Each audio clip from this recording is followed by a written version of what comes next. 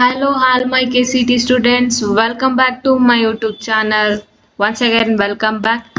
ಈ ವಿಡಿಯೋದಲ್ಲಿ ಏನಪ್ಪ ಕಂಟೆಂಟ್ ಅಂತ ಹೇಳಿದ್ರೆ ವೆರಿಫಿಕೇಶನ್ ಸ್ಲಿಪ್ ಅಂದ್ರೆ ಏನು, ಹೇಗೆ ನಾವು ವೆರಿಫಿಕೇಶನ್ ಸ್ಲಿಪ್ನ ಡೌನ್ಲೋಡ್ ಮಾಡ್ಕೋಬೇಕು, ಏನಕ್ಕಾಗಿ ನಾವು ವೆರಿಫಿಕೇಶನ್ ಸ್ಲಿಪ್ನ ಯೂಸ್ ಮಾಡ್ತೀವಿ, ಆಪ್ಷನ್ ಎಂಟ್ರಿಗೂ ವೆರಿಫಿಕೇಶನ್ ಸ್ಲಿಪ್ಗೂ ಏನು ಸಂಬಂಧ ಅನ್ನೋದನ್ನ ತಿಳ್ಕೊಳ್ಳೋಣ.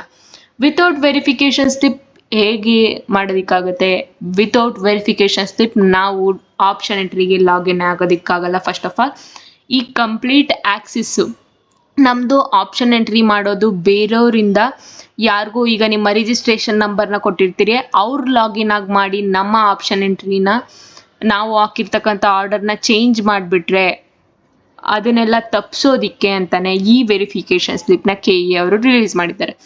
ಈ ವೆರಿಫಿಕೇಶನ್ ಸ್ಲಿಪ್ನ ಯಾವಾಗ ಹೇಗೆ ಡೌನ್ಲೋಡ್ ಮಾಡ್ಕೊಳ್ಳೋದು ಅನ್ನೋದನ್ನ ಕಂಪ್ಲೀಟ್ ಈ ವಿಡಿಯೋದಲ್ಲಿ ತೋರಿಸ್ಕೊಡ್ತೀನಿ.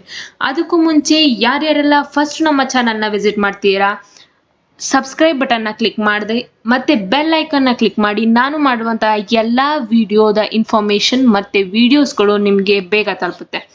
ಹಾಗೆ ನಿಮ್ಮ ಫ್ರೆಂಡ್ಸ್ಗೆ ಶೇರ್ ಮಾಡಿ, ಯಾಕಂದರೆ ನೀವು ಯಾವಾಗ ನಮ್ಮ ಚಾನಲ್ನ ಸಬ್ಸ್ಕ್ರೈಬ್ ಮಾಡಿ ನಮಗೆ ಸಪೋರ್ಟ್ ಕೊಡ್ತೀರೋ ಆವಾಗ ಹೆಚ್ಚು ಹೆಚ್ಚು ವಿಡಿಯೋ ಮಾಡೋದಕ್ಕೆ ಮೋಟಿವೇಶನ್ ಆಗುತ್ತೆ.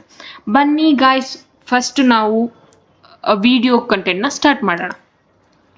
ಇಲ್ಲಿ ನೋಡ್ತಿರ್ಬೋದು ಸ್ಕ್ರೀನ್ ಮೇಲೆ ವೆರಿಫಿಕೇಶನ್ ಸ್ಲಿಪ್ ಹೇಗಿರುತ್ತೆ ಅನ್ನೋದನ್ನ. ಹಾಗೆಯೇ ಈ ಸೈಡಲ್ಲಿ ನೋಡಿ, ಟ್ವಿಟ್ಟರ್ ಅಕೌಂಟ್ನಲ್ಲಿ KE ಅವರು ರಿಲೀಸ್ ಮಾಡಿದ್ದಾರೆ ಆಪ್ಷನ್ ಎಂಟ್ರಿ ಡೇಟ್ ಯಾವತ್ತಿಂದ ಸ್ಟಾರ್ಟ್ ಆಗುತ್ತೆ ಅನ್ನೋದನ್ನ. ಅವರು ಹೇಳಿರೋ ಪ್ರಕಾರ 11 ಮಧ್ಯಾಹ್ನ 11 ಗಂಟೆಗೆ ಅಂತ ಹೇಳಿದ್ದಾರೆ. ಅದು ಸ್ಟಾರ್ಟ್ ಆಗಿಲ್ಲ, ಆಲ್ರೆಡಿ ಟೈಮ್ ಆಗೋಗಿದೆ. ಬಟ್ ನಾಳೆ ನಾಡಿದ್ರಲ್ಲಿ ಬಿಡ್ಬೋದು ಅನ್ನೋದು ಮುನ್ಸೂಚನೆ ಇದೆ. 13 ಅಷ್ಟರಲ್ಲಿ ನಿಮಗೆ ವೆರಿಫಿಕೇಶನ್ ಸ್ಲಿಪ್ನು ಆಪ್ಷನ್ ಎಂಟ್ರಿ ಸ್ಟಾರ್ಟ್ ಆಗುತ್ತೆ. ವೆರಿಫಿಕೇಶನ್ ಸ್ಲಿಪ್ನ ಅದಕ್ಕಿಂತ 1 ಡೇ ಮುಂಚೆ ಅನ್ನೋ ಥರ ಬಿಡ್ತಾರೆ. ಅದಾದಮೇಲೆ ಆಪ್ಷನ್ ಎಂಟ್ರಿ ನಿಮಗೆ ಸ್ಟಾರ್ಟ್ ಆಗುತ್ತೆ.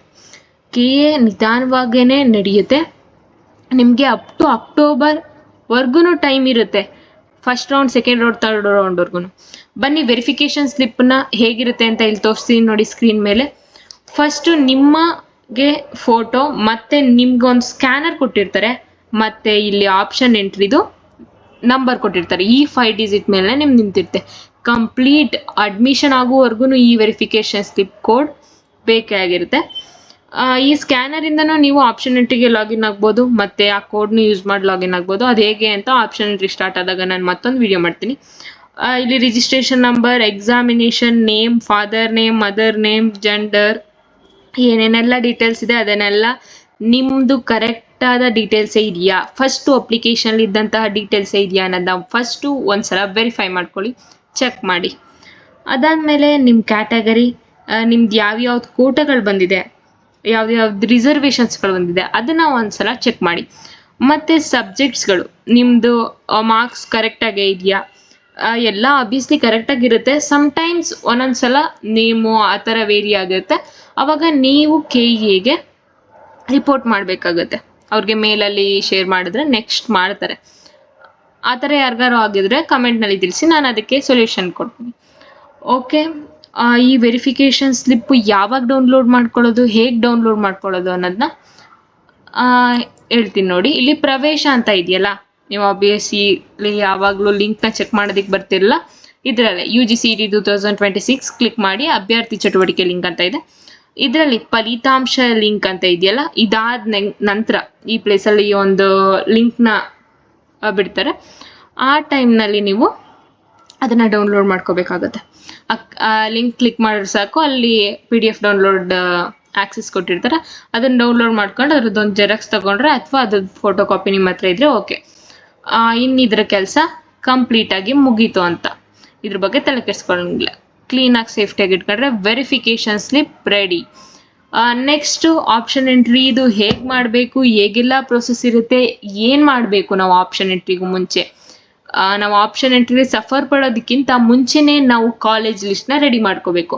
ಆ ಕಾಲೇಜ್ ಲಿಸ್ಟ್ನ ರೆಡಿ ಮಾಡ್ಕೊಳ್ಳೋದು ಹೇಗೆ ಅನ್ನೋದನ್ನ ನಾನೊಂದು ವಿಡಿಯೋ ಮಾಡಿಕ್ಕಿದ್ದೀನಿ.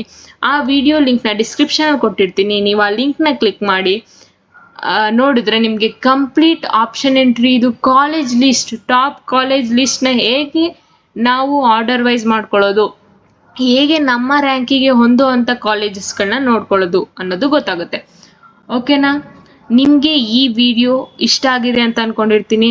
ಒನ್ಸ್ ಅಗೇನ್ ಹೇಳ್ತಿದ್ದೀನಿ, ನಮ್ಮ ಚಾನಲ್ನ ಲೈಕ್ ಮಾಡಿ, ಶೇರ್ ಮಾಡಿ, ಸಬ್ಸ್ಕ್ರೈಬ್ ಮಾಡಿ, ಮತ್ತೆ ನಿಮ್ಮ ಫ್ರೆಂಡ್ಸ್ಗಳಿಗೆ ಶೇರ್ ಮಾಡಿ.